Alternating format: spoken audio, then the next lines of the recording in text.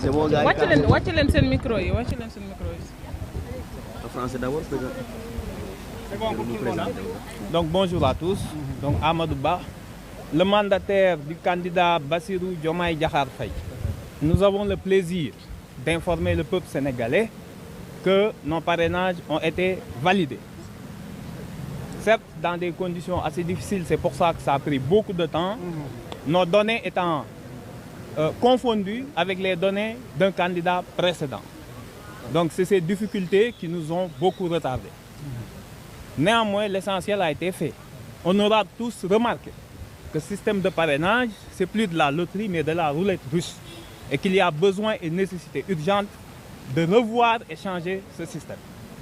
Nous profitons de l'occasion pour remercier toutes les bonnes volontés, tous les Sénégalais qui, dans un laps de temps assez court, se sont mobilisés pour valider, apporter leur parrainage, leur soutien au candidat Bassirou Diomaye Faye qui a su, dans un temps assez court de quelques semaines, à peine deux semaines, 3 semaines et quelques, à réussir cette prouesse de rassembler les parrainages requis.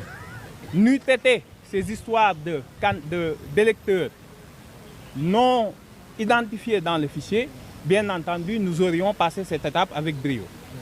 L'essentiel a été fait. Maintenant, il faut passer à l'étape supérieure en espérant que d'ici le 20, qu'il n'y ait plus de problème dans le traitement du dossier final par le Conseil.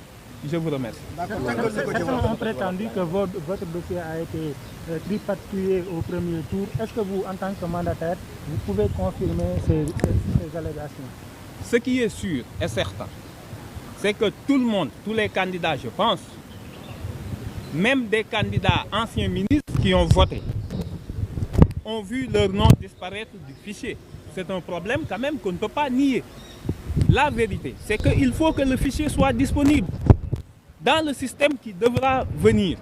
Il faudra changer les mécanismes pour que... Il a été dit que votre dossier a été ouvert par le Conseil constitutionnel. Non.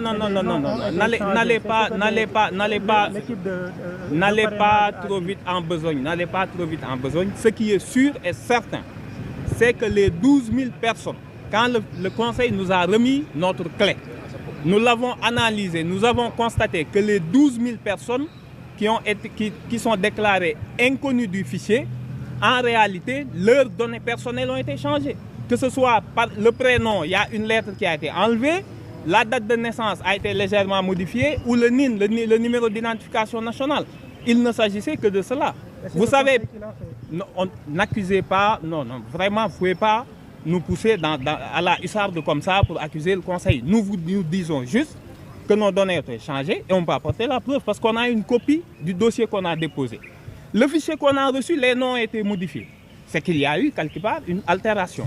Cette étape étant passée, je pense que l'essentiel c'est qu'on va se tourner vers le futur en espérant qu'il n'y ait plus d'accroc pour la suite. Donc di wax asalaamaaleykum di nuyu mbokk yi di wax ni rek man la Amadou Ba mandataire candidat Bassirou Diomaye Diakhar Faye di leen wax ni rek ñu ngi am sant yàlla gu rëy di wax ni suñuy parrainage validé nañ xawoon naa nag jafe ndax yàgg nañ ci biir lool ndax ay jafe-jafe pour traiter clé bi li indi jafe-jafe yi mooy lu ci yàgg ñoom bi ñuy bind ak li ñuy traité candidat ñun bi